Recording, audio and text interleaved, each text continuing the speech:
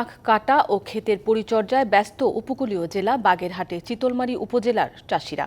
ফলন ও বাজার দর ভালো থাকায় লাভের আশা চাষিদের। অতিবৃষ্টি, অনাবৃষ্টি, লবণাক্ততা ও প্রাকৃতিক বিপর্যয়ের কারণে ধান ও সবজি চাষ করে বারবার ক্ষতিগ্রস্ত হয়ে বিকল্প হিসেবে উপজেলার বেশিরভাগ কৃষক আখ চাষে ঝুঁকছেন। বাগেরহাটের চিতলমারী উপজেলার বলেশ্বর নদীর চর এলাকায় আখের ক্ষেত পরিচর্যায় ব্যস্ত সময় পার করছেন চাষিরা। অঞ্চলটিতে মূলত আবাদ করা হয়েছে গ্যান্ডারি ও তুরফিন জাতের আখ। আবহাওয়া ও মাটি আখ চাষ উপযোগী হওয়ায় ফলনও হয়েছে ভালো। এরই মধ্যে বাজারে আখ তুলতে শুরু করেছেন অনেকে। অতিবৃষ্টিতে কিছুটা ক্ষতি হলেও ভালো দাম পাওয়ার আশা চাষিদের। 250টিরও বেশি ডিজাইন অপশন নিয়ে ওয়ালটন স্মার্ট ফ্রিজ, বোঝে আপনার প্রয়োজন।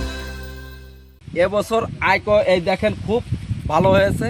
হ্যাঁ, আবার এই যে পাশে এই যে বেগুন কাটা হয়েছে, এর আগা দিয়ে আবার এই জায়গা মির কাটিয়া এর পাশ কাটিয়া আবার লাগাবো। এটা আগামী বছর আবার খোপে। কোনো সময় ক্ষেত্রে ব্যবসা হয়, কোনো ক্ষেত্রে ব্যবসা কম হয়। কৃষকরা বলছেন গেল কয়েক বছর ধান ও সবজি চাষে লোকসান গুনতে হয়েছে, তাই আখ চাষে ঝুঁকছেন তারা।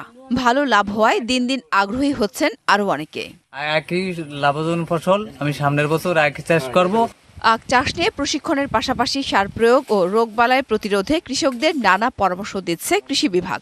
আমাদের যে আখটা চাষ করা হয় এটা মূলত দুইটা ফসল একসাথে চাষ করা হয়। আখের সাথে সাথী ফসল হিসেবে চাষ করা হয় বেগুন বা অন্যান্য সবজি আছে।